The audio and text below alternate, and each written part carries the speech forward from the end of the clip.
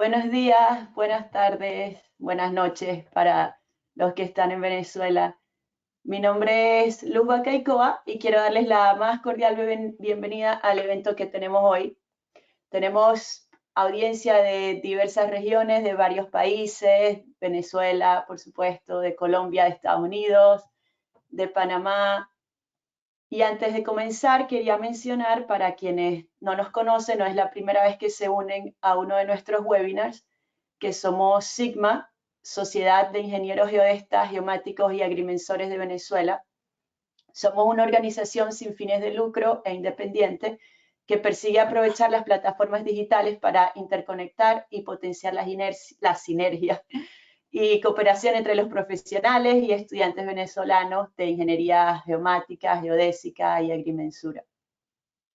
Estamos establecidos en todas partes del mundo y tenemos también como parte de nuestra plataforma una columna fija en el boletín del Geomail, donde pueden encontrar un resumen de información acerca de nuestras actividades, nuestra misión y la invitación para los próximos eventos que tenemos. Lo pueden revisar en nuestra página de internet en la pestaña de Geomail. Entrando ya en lo que será este webinar, que tiene por título, como lo pueden ver, Principios básicos del LIDAR e introducción al LIDAR SLAM, va a ser presentado por Carlos González, que es un ingeniero geodesta egresado de la Universidad del Zulia, con diplomado en tecnologías de la información y también un máster en Business Administration del Instituto de Management de Australia.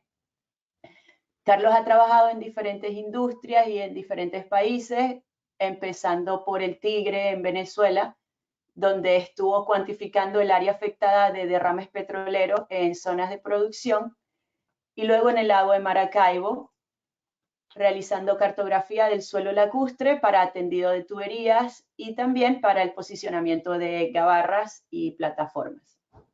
Actualmente Carlos se encuentra en Australia, en la ciudad de Perth, donde en el 2019 fundó Caroni Geospatial para establecer relaciones más cercanas con los clientes y usuarios y desarrollar aplicaciones LIDAR a su medida.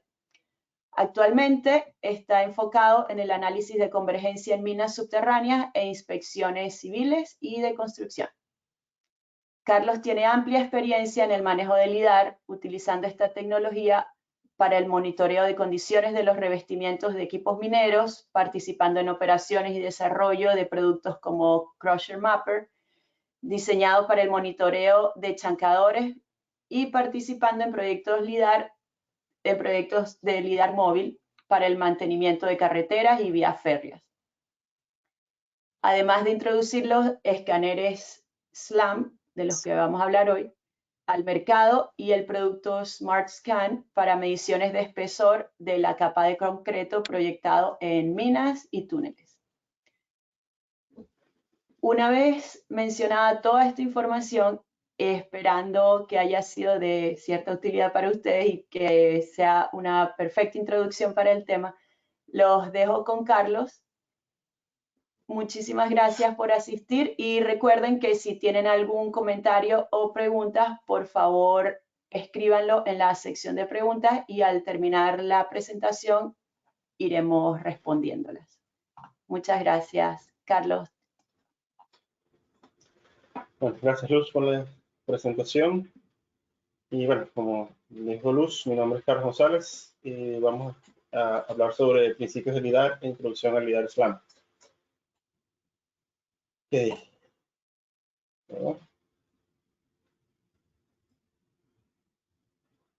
Ok, sobre el presentador, no voy a hablar por equipo, ya Luz me hizo la introducción, así que esa es una foto algo antigua de yo trabajando con un LIDAR móvil de mochila hace como 4 o 5 años. Y bueno, vamos a hablar sobre la presentación. Estos son los temas que vamos a cubrir: qué es el LIDAR, cuál es la clasificación del LIDAR, qué es una nube de puntos, qué es el SLAM, y las aplicaciones y tendencias. ¿Qué es LIDAR? Bueno, seguramente hemos escuchado el término LIDAR, que es el acrónimo de Light Detection and Ranging, y es una tecnología que utiliza los puntos de láser para medir las distancias hacia un área o un objetivo basado en el principio de la velocidad de la luz. Al ser la velocidad de la luz un valor conocido, medimos el tiempo de duración desde que se emite el pulso hasta que regresa, determinando la distancia por la mitad del tiempo. También además de la distancia, es posible determinar las características ópticas del objeto, así como la intensidad, reflectividad, entre otras. Un poco ampliando lo que dijimos anteriormente, los escáneres LIDAR disparan miles de pulsos de láser por segundo. Estas ondas de luz rebotan en el objeto y retornan al sensor. El sensor utiliza el tiempo que toma cada pulso para calcular la distancia. Entonces generamos un punto con coordenadas X, Y, Z con el origen del sensor, y como hemos obtenido millones o miles de puntos, podemos generar una nube de puntos. Entonces, otros términos por los cuales LIDAR es conocido: escáner láser o escáner 3D o escáner láser 3D, y también los nombres comerciales o HDS, High Definition Survey, y Reality Capture, que fueron sobre todo los escáneres Leica, venían con esa etiqueta durante un tiempo. Los HDS y los Reality Capture venían, Autodesk es uno de los que está promocionando ese nombre para referirse a escáner 3D. También Reality Capture lo hablan mucho porque lo están combinando con fotogrametría, drones. Además del LIDAR, vamos a hablar un poco de la intensidad, que bueno, en la mayoría de los casos, estamos hablando del 90% de los casos, los escáneres son capaces de capturar intensidad. Es la amplitud de la señal de retorno, es la respuesta del material a la luz del láser. Por eso tenemos que la intensidad, bueno, al ser el LIDAR un sensor activo, la intensidad es independiente de la luz del ambiente y de cualquier sombra que haya en el ambiente, y la intensidad disminuye con la distancia y el ángulo de incidencia.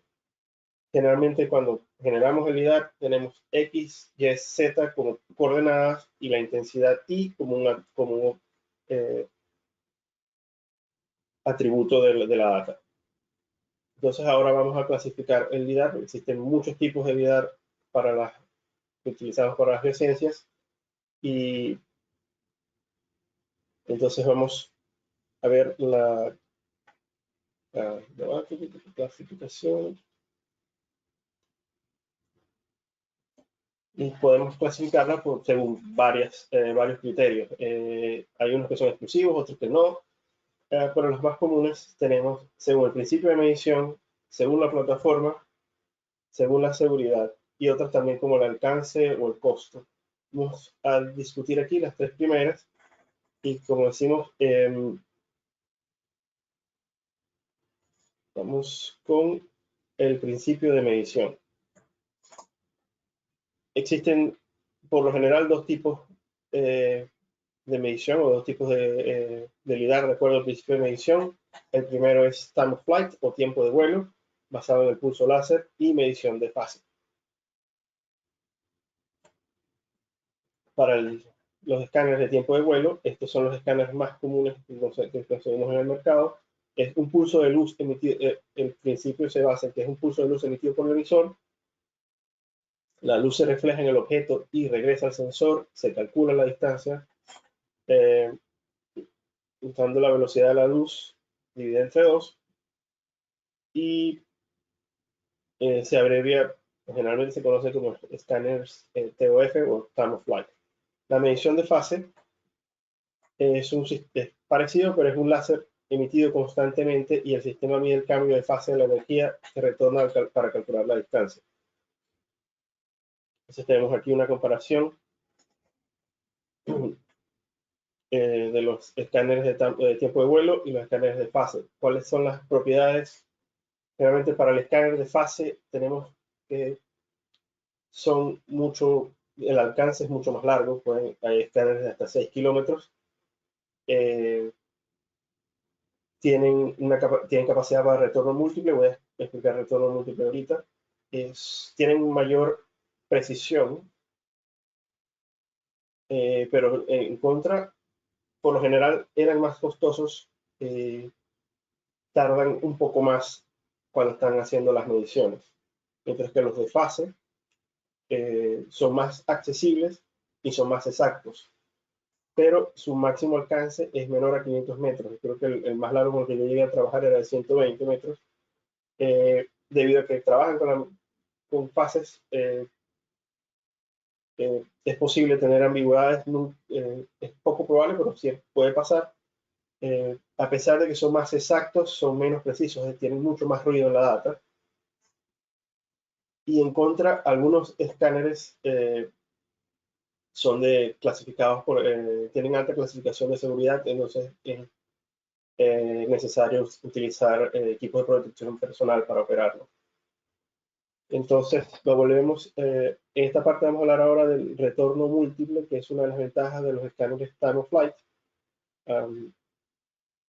debido a que el retorno múltiple es una de las principales ventajas de LiDAR con respecto a otras tecnologías, por ejemplo, fotogrametría.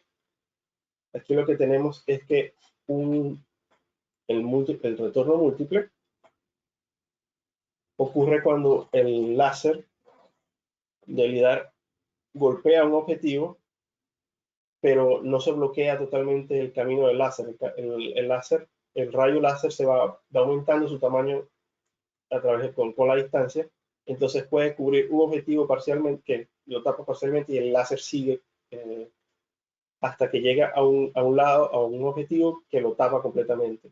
Por ejemplo, ahí tenemos el ejemplo aquí del árbol y la casa, donde el rayo pasa con las ramas del árbol, pero todavía sigue hasta la casa. Entonces tenemos dos mediciones. El escáner mide la distancia hasta la rama, pero también mide la distancia hasta la casa. Y por eso podemos tener dos mediciones con un solo pulso. Tenemos otro ejemplo, y este es muy utilizado en estudios forestales. Por eso es que es utilizado en muchos estudios forestales, porque podemos determinar en escáner aéreo las mediciones de las ramas y las condiciones de los árboles, pero también podemos determinar la altura de los árboles, porque podemos tener el suelo. Otra aplicación o otro ejemplo de retorno múltiple lo tenemos aquí. Esto es en Jwaneng, en Botswana, donde se le pone una malla al talud de la mina de cielo abierto para evitar que las rocas bajen a la carretera. Y hay un escáner láser midiendo para monitorear estos taludes. Y vemos cómo el escáner pasa a través de la malla, porque el primer retorno es la malla y el segundo es el talud. Eso, bueno, esto fue lo del retorno múltiple y porque es una de las herramientas más utilizadas como el tipo de escáner de tiempo de vuelo en vez del lugar de fase. Fase simplemente llegas hasta el primer objetivo y regresa y no mide más allá. Entonces, ahora vamos con la clasificación de acuerdo a la plataforma. Realmente los escáneres láser miden en un plano de 2 dimensiones, con un espejo que mide el plano, y entonces necesitamos algo que haga que el escáner capture en 3 dimensiones. El escáner para tener la tercera dimensión, o el escáner rota sobre sí mismo, o el escáner se mueve. Vamos moviendo el escáner de alguna forma, y es el cálculo de la trayectoria lo que nos permite generar la tercera dimensión.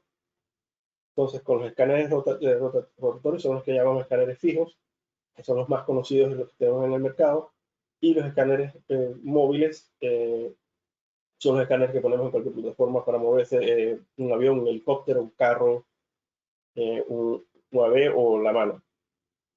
Tenemos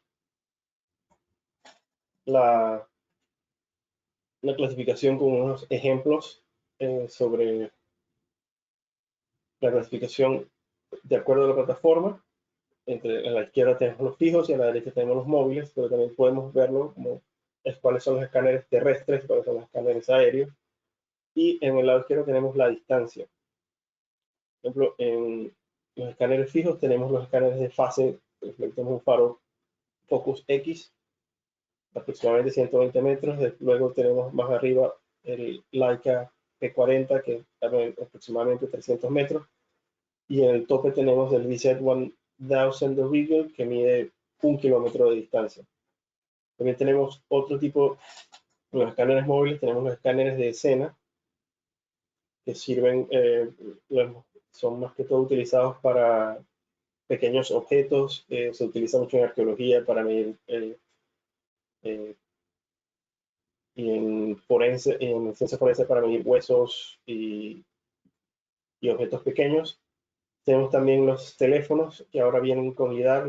El iPhone 12 tiene, y el iPad Pro vienen con sensor LiDAR y son rango corto, estamos hablando de 5 metros. Luego tenemos los escáneres SLAM, que pueden ser utilizados tanto en la tierra como en el aire. Tenemos los escáneres de mochila, el MLS que tenemos para montar en el carro.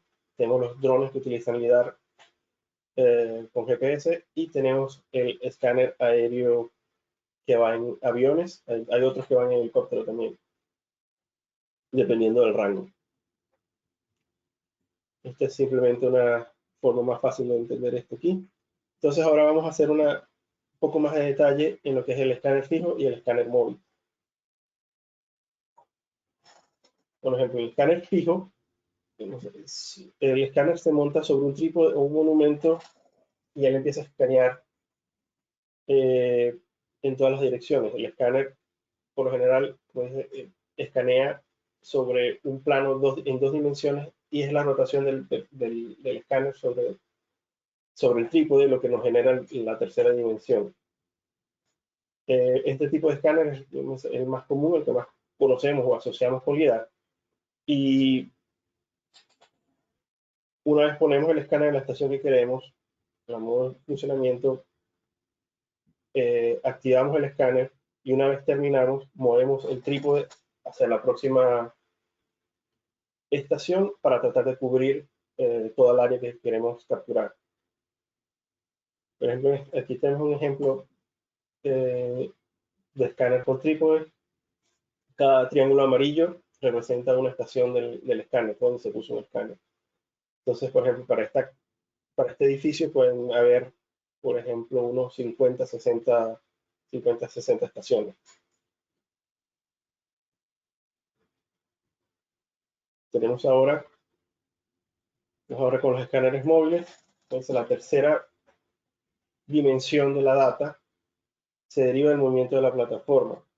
¿Cómo determinamos esta tercera dimensión? Con la trayectoria. ¿Cómo determinamos la trayectoria? Con otros sensores que nos ayudan para esto. Generalmente usamos GPS para el tiempo y para determinar la posición, la latitud, la longitud, la elevación. Y con la IMU, Unidad de Medición Inercial, calculamos la orientación, el rumbo, cabeceo, balanceo, head, pitch, row. Y toda esta información es capturada o guardada en una computadora que generalmente se conoce como INS, que lo que hace es capturar todo este tipo de información y la sincroniza, todo para que todo tenga la misma marca de tiempo. Y con esta marca de tiempo es posible, el IMU y el GPS tienen siempre la misma, están sincronizados, y es posible referenciar la data. En las mediciones aéreas, usamos un LiDAR aéreo, la plataforma no tiene ningún tipo de obstrucción. Entonces, generalmente, vamos generalmente solamente con los datos GNSS. Utilizamos la unidad de medición inercial pero la mayor fuente, el mayor peso lo tiene el GPS o el GNSS. Mientras que en las mediciones terrestres, cuando ponemos el equipo sobre un carro, estamos más expuestos a pérdidas de señal porque existen árboles, están los edificios, están las montañas, o túneles también. Entonces, el mayor peso va sobre la unidad de medición inercial. Y la unidad de medición inercial es la parte fundamental. Y dependiendo de nuestra aplicación en MLS, debemos escoger una unidad de medición inercial adecuada. Entonces, aquí más o menos hemos visto las principales ventajas y desventajas del fijo contra el móvil. El fijo, el escáner fijo, generalmente es mucho más exacto y en contra tarda mucho más, mientras que el escáner móvil es mucho más rápido capturar los datos, pero está sujeto a problemas con la trayectoria, entonces no es tan exacto. Aquí tenemos un ejemplo de la trayectoria de un escáner aéreo. En rojo tenemos el área que se utilizó y en verde simplemente la trayectoria del avión a la hora de moverse. Ahora, vamos ahora a la parte de la clasificación de acuerdo a la seguridad, que nosotros aquí en ambientes industriales tenemos que estar muy pendientes de esto, aunque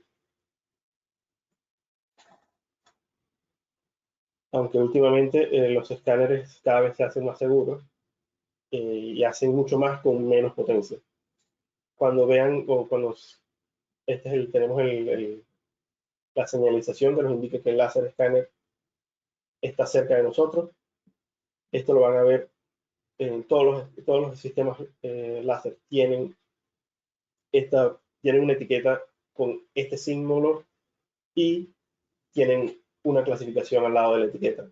Vamos a hablar y la clasificación, en este caso, por motivos de seguridad, depende de los daños que puedan hacer al humano. Estamos hablando más que todo de daños que puedan causar a la vista o a la piel. Y los daños son que puedan ser, son daños inmediatos, no es algo que uno va, estás dispuesto a lidiar por mucho tiempo y vas a desarrollar problemas a largo plazo, no, es simplemente daños a corto plazo, que pasan al momento de que tú estás por lidiar, en ese momento. Bueno, tenemos la clase 1, que es seguro para la vista en bajo cualquier condición. Los escáneres time of flight que hablamos al principio, la mayoría de los escáneres time of flight están dentro de esta clasificación, son clase 1.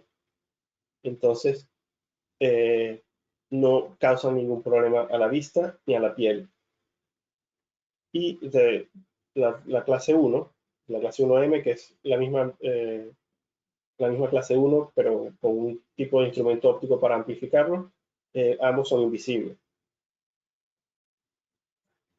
La clase 2 es inseguro para el ojo humano después de la exposición de más de fracciones de segundo.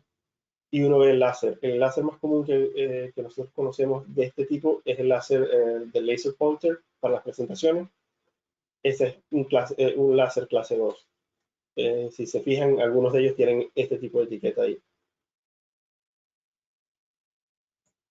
Y tenemos las clases 3 y la clase 4. La clase 3 está subdividida entre clase 3R y clase 3B.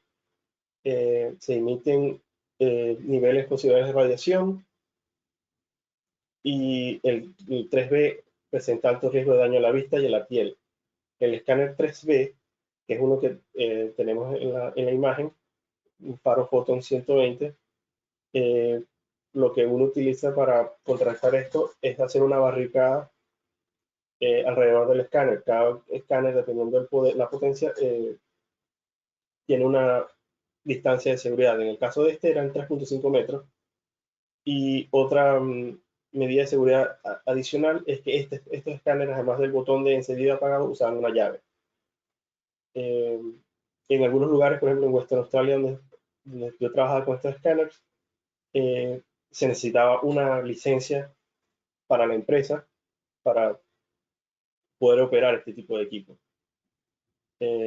Esta ha sido una de las principales razones por las cuales los escáneres de fase ya no se utilizan tanto, además del rango, es porque pueden ser peligrosos para la vista.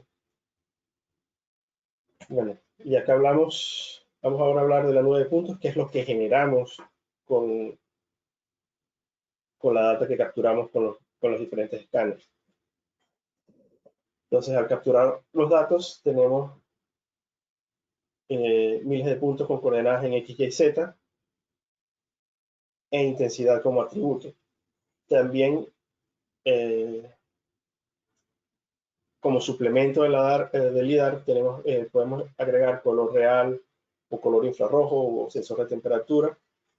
Hay otro tipo de cámaras que podemos agregar también ahí, y se le pueden agregar a la nube de puntos. Eso es otro proceso, pero generalmente va acompañado de un paso más dentro del procesamiento de las nubes de puntos. La nube de puntos es simplemente la base del modelo de 3D, y cada fabricante tiene un formato propio. Leica tiene su formato, Faro tiene su formato, Trimble tiene su formato, pero todos son capaces de exportar en formatos universales. Las LAS, las LAZ, E57, PTS. También hay otro tipo de archivos ASCII que podemos importar como texto o polígono. Tenemos un pequeño ejemplo de una 9.3D. Esto es una medición en bosque. La idea para ellos era determinar la altura y el espesor de los troncos, y esto fue un escáner aéreo. Y aquí tenemos un escáner móvil sobre un carro para el monitoreo de carreteras. La idea de este escáner era hacer monitoreo de cuánto había cambiado el pavimento a lo largo del tiempo. Y tenemos una imagen de lidar aéreo que combina también cámara fotográfica en color real, simplemente para cartografía del área. Acá hablamos de GPS, hablamos de GNSS para los escáneres móviles, pero no hemos hablado de qué pasa cuando no hay ningún tipo de escáner, cuando no hay ningún tipo de posibilidad de trabajar con un GPS, porque estamos bajo tierra o estamos dentro de un edificio o en un cañón urbano. Entonces, ¿qué hacemos? Por eso utilizamos SLAM. Y bueno, cuando buscamos en Google SLAM sin ningún tipo de contexto, esto es lo que vamos a encontrar. Pero una vez buscamos y refinamos nuestra búsqueda, nos damos cuenta que SLAM es el acrónimo de Simultaneous Localization and Mapping, cartografía y localización simultánea, y tiene su origen en robótica. Se utilizan sensores como utilizan LIDAR y la unidad de medición inercial para generar un mapa y posicionar el objeto dentro del espacio cartografiado. Es decir, en los años 90 y en principios del 2000, la industria robótica estaba buscando enviar un robot. El robot cartografiaba el área y se ubicaba dentro del mapa al mismo tiempo. Entonces alguien se dio cuenta de que podía utilizar esos mapas para ciencias espaciales, para topografía, para cartografía. Y entonces tenemos que los sistemas SLAM están diseñados para equipos de medición que se mueven a través del espacio, eliminando la necesidad del uso de trípode. El usuario es capaz de generar un mapa del ambiente caminando. Los sistemas móviles SLAM reducen el tiempo de captura 10 veces más rápido que un sistema de trípode. Vamos a hablar un poco de cómo funciona. Entonces, durante la captura, vamos guardando, registrando la trayectoria del escáner láser. El escáner láser va rotando y cada rotación del escáner produce o genera un espacio en 3 dimensiones. Entonces, el algoritmo SLAM va guardando todos los planos y objetos físicos y lo va combinando con la trayectoria del escáner láser que nos da la unidad de medición inercial, y entonces vamos haciendo matching o emparejando una rotación con la siguiente, utilizando los objetos comunes entre una rotación y la anterior o la siguiente. Es un proceso iterativo que se basa de nuevo en objetos comunes entre una rotación en la anterior o una rotación en la siguiente. Tenemos un diagrama para explicar un poco mejor esto, porque quizás no sea tan claro. Como entrada tenemos las mediciones del láser y la data posicional que nos genera la unidad de medición inercial. El algoritmo SLAM es el proceso que utiliza una feature recognition, es decir, identifica los planos y formas que hay en el ambiente y las junta las empareja con la rotación anterior, la rotación siguiente. Y lo que tenemos es una nube de puntos en 3 dimensiones continua, desde el principio, desde que tú empiezas hasta que terminas la medición. Okay, entonces, una vez entendemos de forma básica qué es el SLAM, ¿dónde lo podemos utilizar? ¿Dónde utilizar el SLAM? Más que todo podemos hablar, en resumen, sobre espacios cerrados. Estamos hablando de todo lo que son edificios, espacios con muchos objetos, por ejemplo, y espacios subterráneos. Realmente son las mayores aplicaciones del SLAM en estos momentos. También donde hay muchos montones, o en inglés stockpiles, esa fue la mejor traducción que puede conseguir, para cálculo de volúmenes, para extraer planos 2D y diseño general de edificios. El sistema es muy fácil de usar, los sistemas SLAM son generalmente muy fáciles de usar, entonces los utilizamos para reducir costos de medición, costos de entrenamiento y costos de tiempo y reducir el tiempo en el campo. Podemos hacer mediciones en ambientes multinivel, es decir, caminando podemos ir de un piso a otro, mediciones para evaluar propiedades, y dónde no utilizar el SLAM en mediciones con ambientes muy abiertos o mediciones donde no haya objetos en el ambiente, y mediciones con exactitud de más o menos 1 milímetro. Estamos hablando de que el SLAM generalmente nos da exactitudes de 1 o 2 centímetros. Entonces, si vamos a medir algo con más o menos 1 milímetro, el SLAM no va a ser la herramienta adecuada. Y un ejemplo de mediciones en ambientes muy abiertos, estamos hablando, por ejemplo, si estás en el medio de un estadio de fútbol, el SLAM no va a funcionar. Sin embargo, y esto lo hemos probado, si escaneas desde las tribunas del estadio, todos los asientos y las torres del estadio, las luces, todo eso, puedes llegar a capturar la data del estadio desde afuera, bordeando la cancha, ya no lo decimos.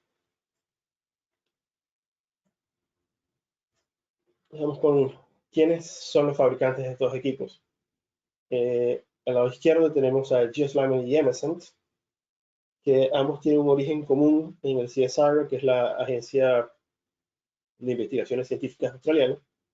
GeoSLAM se especializa mucho en lo que son los escáneres manuales, y Emesent lo hace más que todo en lo que son drones, aunque ambos hay un poco de cruce ahí. Leica entró al mercado en 2019 con el BLK2GO, y tenemos otros como Carta y Navis. El de Navis es bastante interesante, pues uno se lo pone encima, no es manual, pero lo cargas encima como una especie de mochila. Y los resultados son bastante buenos. Hay otras marcas y otros fabricantes, tenemos Hexcel, tenemos Hexcel, tenemos Green Valley también.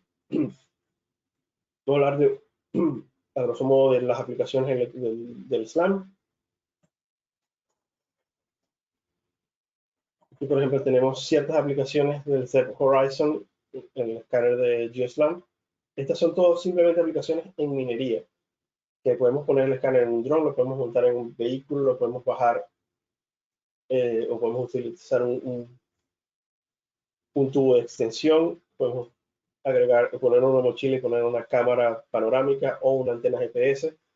Y tenemos muchas aplicaciones. Tenemos inspecciones de túneles verticales, túneles verticales pueden ser de transporte de material o de ventilación, o para lo que son silos. Podemos hacer inspecciones de carretera, inspecciones de montones, análisis geológico, inspección del concreto proyectado y simplemente cartografía general de las minas. Como hablamos, teníamos mediciones, podemos poner los equipos en drones, en carros y en la mochila. Y aquí podemos ver también en uno de estos pequeños robots. Este es un MCent Hoverman encima de un robot controlado remotamente. Este es para acceso a lugares difíciles donde simplemente no puedes entrar con algo con ruedas. Utilizas este tipo de robot.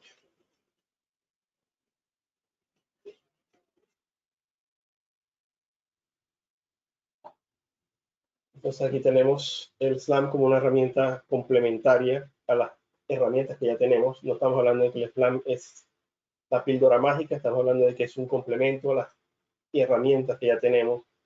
Si tenemos escáneres fijos o escáneres móviles, podemos usar este gráfico a su disposición para poder comparar cómo se ajusta el SLAM a nuestras necesidades.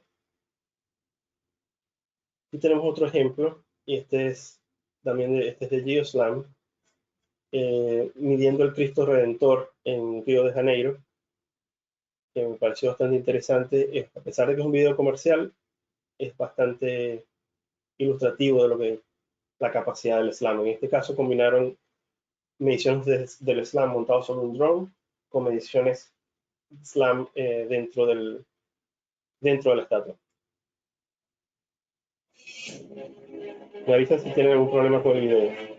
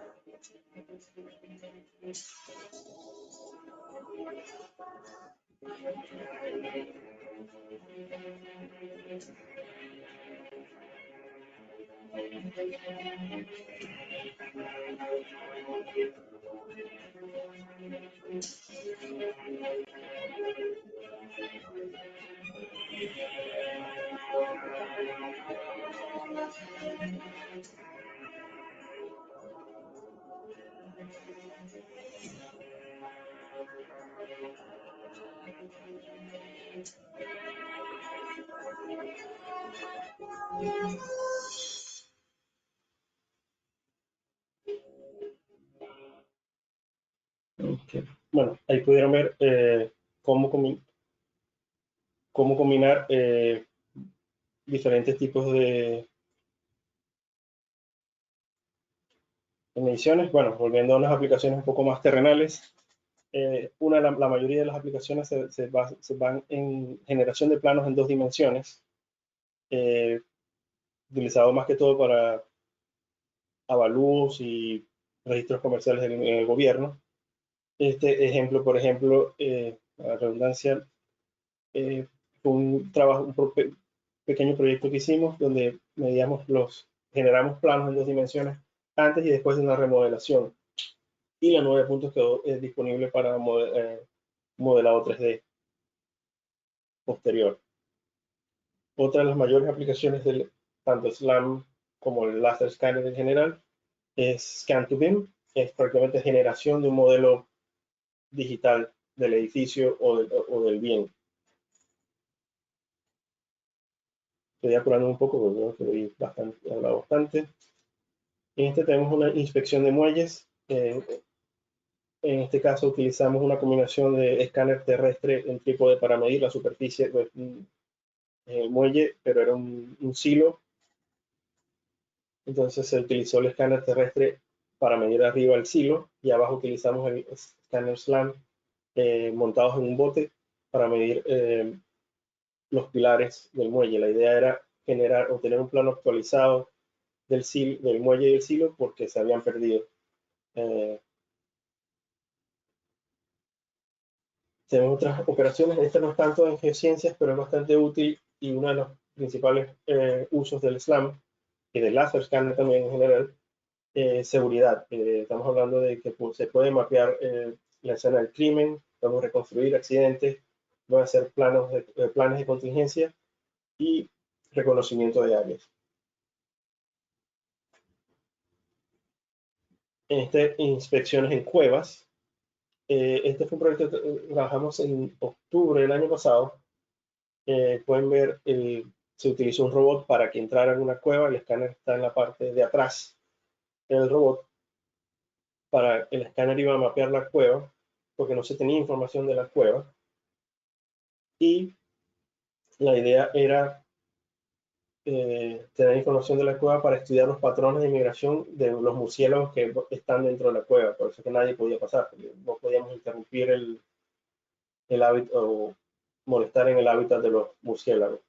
Querían mostrar esto porque hay una mina muy cerca de la cueva y querían saber si la actividad minera afecta la vida de los murciélagos. Tenemos otro caso más práctico, cálculo de volúmenes. Podemos calcular los volúmenes de los montones. En este caso tenemos el volumen dentro del camión y una vez lo vertimos en el suelo, era para ver qué tanto se perdía, cuánto material se perdía, pero también una de las principales aplicaciones es ver los montones en las minas a cielo abierto y en las minas subterráneas, no solo en la parte de transporte de la mina. Inspecciones de tendido eléctrico, cuando estamos hablando de muchas áreas muy grandes, se utiliza LIDAR como complemento de la fotogrametría, porque podemos calcular o podemos ver la forma y el arco que forman el tendido eléctrico, o sea, no podemos hacer con la fotogrametría. Tenemos un ejemplo aquí, tenemos otro ejemplo, este es un ejemplo rural y este es un ejemplo en la ciudad.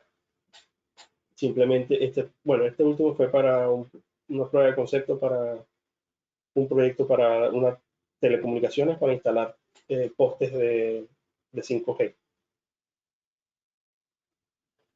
Y por último, entre este resumen de aplicaciones, tenemos el análisis de convergencia, que es simplemente monitorear el cambio del túnel en la mina subterránea a través del tiempo, si existe alguna deformación. Esta es la actividad que más hago yo actualmente. En la foto izquierda, por ejemplo, tienes el túnel completo, la sección del túnel. En este caso se detectó visualmente, de un día para otro vieron una deformación, entonces decidimos medir, que es el área que tienes vemos en la imagen central.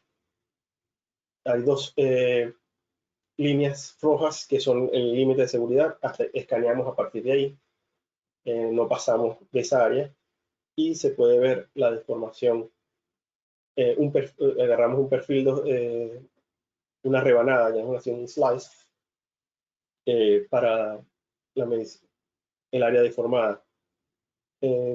No teníamos ahí el plano que nos dice cómo el ideal de cómo debería ser la sección, pero es prácticamente un arco casi perfecto, mientras que aquí puedes ver qué tan deformado está, que me parece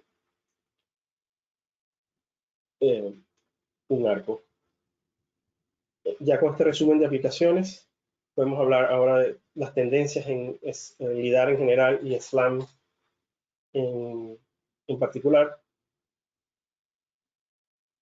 Vamos ahora con lo que son el hardware en sí, los equipos. Estamos hablando de una tendencia a la comoditización, miniaturización y una reducción de costos. ¿Qué es esto? Comoditización, que no está importando mucho quién hace el escáner. Los escáneres están siendo mucho más sencillos de hacer, entonces cualquiera puede ponerse a hacer un escáner, lo que hace que los costos también se reduzcan. Y la miniaturización tiene una influencia bastante grande de la industria automotriz. Y hablando de industria automotriz, hablando mucho de los solid state scanners, que no utilizan ningún espejo, sino que simplemente con un MEMS y unos LED trabajan y generan los datos. Estos son escáneres de bajo costo que pueden ser puestos en los carros. Vamos a ver cierta influencia de este tipo de escáner en los escáneres para aplicaciones espaciales dentro de poco, ¿no? Estamos hablando de 1 o 2 años. Y por último, en las tendencias en hardware, estamos hablando de ya los teléfonos móviles y incluyen sensores LIDAR. También estamos hablando de sensores para el consumidor, no son sensores profesionales, tienen 5 metros de alcance nada más y sirve más que todo para complementar las fotos que toma el teléfono. Estamos hablando de productos de consumidor. La gran ventaja de esto es que nos ayuda a dar a conocer la tecnología, pero el doble filo viene por la parte de que cualquiera cree que es muy fácil y cualquiera lo puede hacer. Respecto al software, estamos hablando de la automatización de todo el procesamiento. Estamos hablando de un gran uso de machine learning, reconocimiento de objetivos y reconocimiento de objetos, no es lo mismo, georreferenciación automática, vectorización para poder exportarlo a formato GIS, y también estamos hablando de que esto se va a hacer en formatos universales y no solamente en formato propietario. Y las tendencias en LIDAR en ciertos proyectos, podemos ver integración de datos de diferentes fuentes. Estamos hablando de LIDAR terrestre, aéreo, fotogrametría, generación de mapas en tiempo real, utilización del LIDAR como para ayudar a la integración del GIS con el BIM, y utilización de la nube para poder compartir y procesar nube de puntos. O por último, un recordatorio. No hay, como dije, no hay ninguna píldora mágica, ningún escáner puede hacer todo, entonces selecciona para tu proyecto el escáner que más se ajuste a la necesidad del proyecto. Una información de contacto, aquí estamos nosotros si nos quieren llamar. Y bueno, ahora estamos atentos a sus preguntas. Muchísimas gracias, Carlos, de verdad. Fue súper entretenida tu presentación y súper interesante. Muchachos, si tienen alguna pregunta, por favor, pónganla en el panel de preguntas y las vamos respondiendo. Yo voy a empezar con unas preguntas que yo tengo. Estabas hablando que ahora los iPhone van a venir con láser y los nuevos iPads.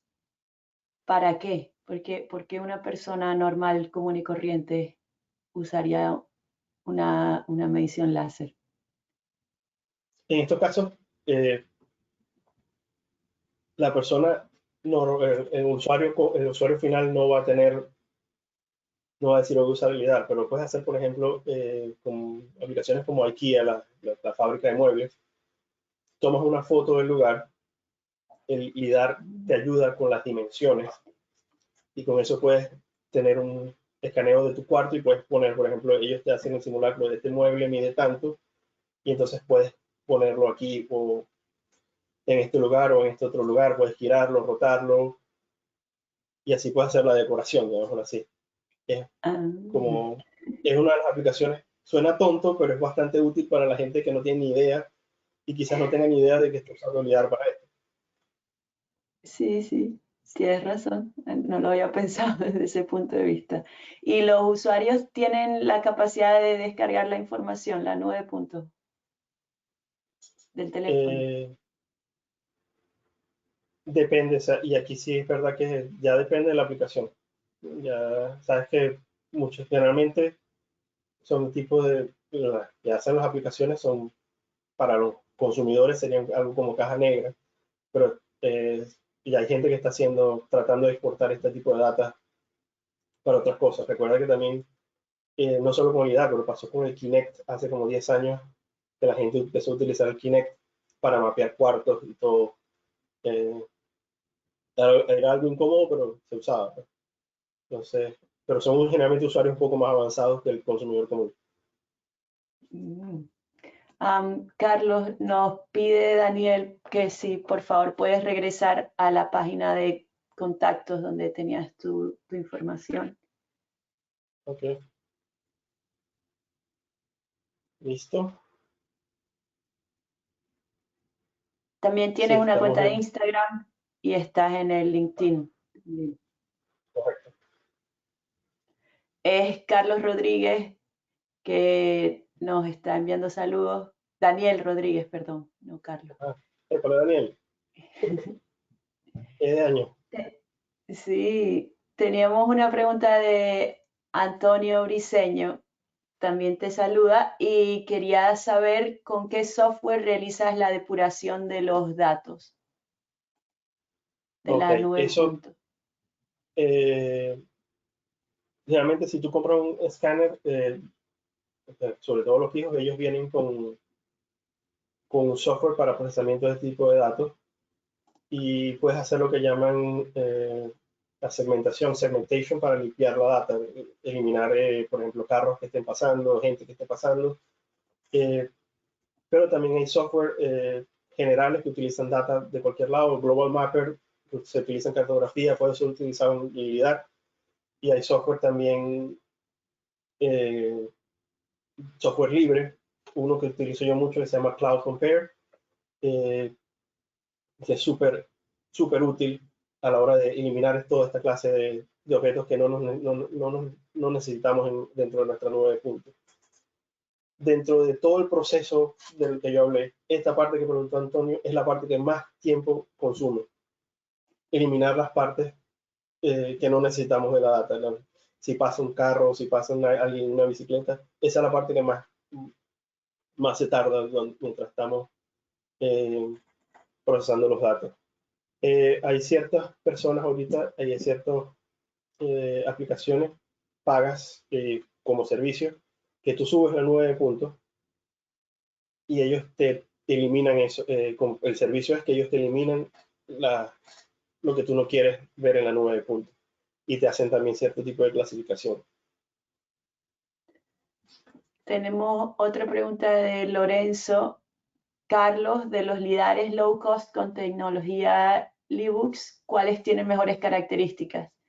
El Green Valley A70, el DJI L1, el CHC Alpha Unit 455. No, no, hay varios escáneres ahí que no conozco. Tendría que, si me pasas la lista, puedo responder aparte con toda la información de eso. Y también depende de para qué lo vas a usar. Eh, Perfecto, yo para te lo saber envío cuál es para que... el proyecto. Perfecto, responderemos vía email. Entonces, otra pregunta de Armando Lazzari, ¿dónde se consigue más literatura de Slam? Eh, bueno, puedes conseguir en Google Scholar, por supuesto, y dentro de los fabricantes, ellos cada uno tiene eh, ciertas white papers sobre qué es el SLAM y sus aplicaciones. Tienes que leerlo con mucho cuidado porque depende del fabricante, siempre ese fabricante va a ser el mejor y todos los demás no sirven y el nuestro es lo máximo, pero sí puedes, realmente tienen los puntos comunes de cuál es el funcionamiento y cuáles son las aplicaciones. es bastante, y son bastante útiles los white papers en la mayoría de los casos. Puedes ir a la página de GeoSLAM, tienen una sección que se llama Learn, es bastante completa esa área, y también a la página del CSIRO Data 61 puedo pasar el link también, que tiene bastante información sobre lo que es SLAM. Perfecto. Una pregunta más de Fabricio Ordóñez. ¿Cuál es tu opinión del CEMUS L1 de DJI, del DJI? ¿Lo has usado? No, no lo he usado todavía, y la última vez que hablé con el distribuidor DJI en Australia, él tampoco lo tenía, entonces eso fue hace como 2 meses. Entonces no lo he visto. Lo único que sé es que todavía, o sea, él estaba esperando el distribuidor, entonces y iba a llegar en enero, febrero, entonces será ahí cuando pueda dar un buen assessment sobre este escáner. Una pregunta de Luis Morales. ¿Es posible georreferenciar las imágenes provenientes de Technical LiDAR SLAM sabiendo que no se puede completar con GNSS, por ejemplo, en túneles o en cuevas? Sí, sí. Si no hubiera georreferenciación, hubiera mucho más problemas. En este caso, para la georreferenciación, y yo sabía que era una de las preguntas fijas porque no lo cubrí mucho, para la georreferenciación hay varias formas de hacerlo. Una es utilizando objetivos o puntos de control alrededor. Uno los marca como si fueran puntos de fotogrametría. Tienes como checkerboard targets, conoces las coordenadas tanto en el mundo real, las determinaste bien sea por inflación total o algo así, y las coordenadas dentro del escaneo. Con 4 puntos puedes hacer una transformación, traslado, rotación, y la llevas al sistema de referencia que tú quieres. Esa es la forma más común de hacerlo. La otra es, algunos escáneres SLAM ya vienen para ciertas áreas puedes agregar un sensor GPS y lo que hace es sincronizar las trayectorias. Y la más rudimentaria, pero la más común y fácil, es lo que se llama un registro nube de punto a nube de punto, que es que utilizas una nube de puntos que ya es existente, que ya está georreferenciada, y utilizas el área común para mezclarla con la nueva nube de puntos que estás capturando. Esas son las tres. Y por último, por ejemplo, GeoSLAM tiene lo que llaman el Adjust to Control, que es que pones, mientras tú estás escaneando, pones el escáner encima del punto de control y queda registrado como un punto de control. Como tú conoces las coordenadas de ese punto, puedes hacer la transformación también. Ok. Faltan 2 minutos para terminar, pero tenemos un par de preguntas más. No hay Vamos problema. a hacerlas porque son solo 3 o 4, la verdad. Carlos, de parte de Humberto García, que está en Canadá. Gracias, Humberto. Muy buena tu presentación. Tengo una pregunta. En el caso del ejemplo del proyecto donde escanearon por debajo del puente y por encima, para colocar en el mismo sistema de referencia ambas nubes de puntos, ¿lo hacen a partir de targets o en un alineamiento nube con nube? Este fue alineamiento de nube con nube, Cloud to Cloud Registration, para lo que fue todo lo que es lo de los pilotes abajo. Y después había ciertos objetivos mezclados, regados a todo lo largo del muelle del silo, y hubo una georreferenciación por sobre todo lo que es la parte superior. Fue hecha con puros objetivos y se hizo un nube con nube con la parte de abajo. Fue un proyecto bastante interesante. Otra de parte de Luis Morales. En estudios donde se involucra la fauna del lugar, ¿los criterios de seguridad también son válidos para los animales existentes precedentes del impacto ambiental? Sí, sí. Estamos hablando generalmente cuando estamos en estudios, estamos utilizando la tendencia a utilizar escáneres de clase 1 y para evitar dañar la vista también de los animales. Estamos hablando, sobre todo en los estudios forestales, hablamos de aves y ciertos roedores y generalmente no hay problema, pero sí, ya, estamos hablando de que la tendencia es a utilizar escáneres de clase 1 para evitar daños tanto a las personas como a los animales. Chévere. Pregunta de Fabricio Ordóñez, perdón. ¿Uso para topografía de haciendas ganaderas y agrícolas? Depende de la hacienda.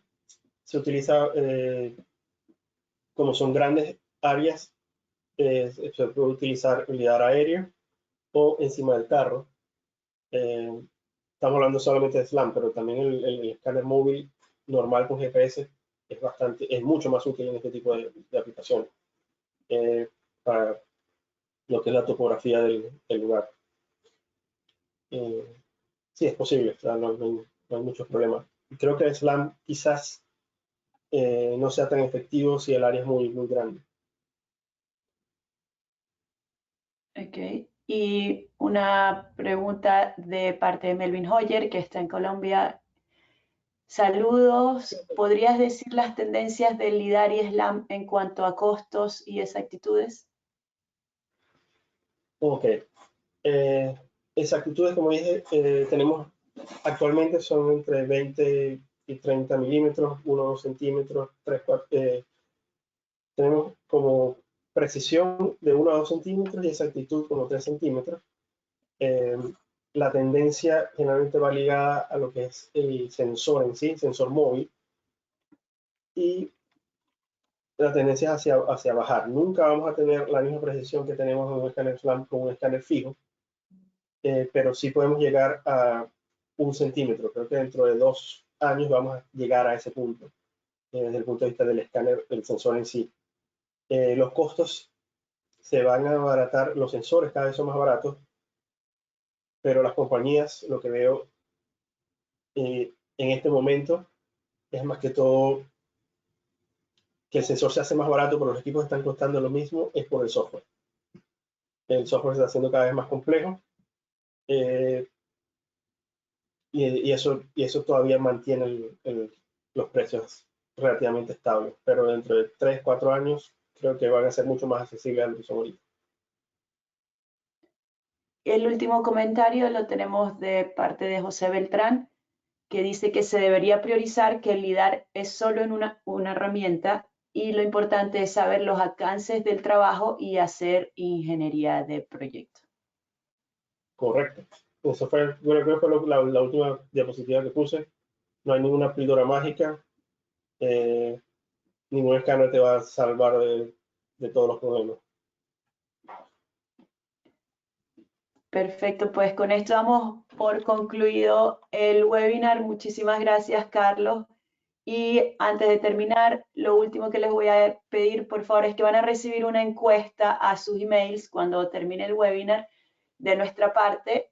Estén atentos y llénenla para saber qué ideas nos pueden dar para próximos webinars, en qué están interesados. Y síganos en nuestras redes sociales, en LinkedIn, en Instagram, en Twitter.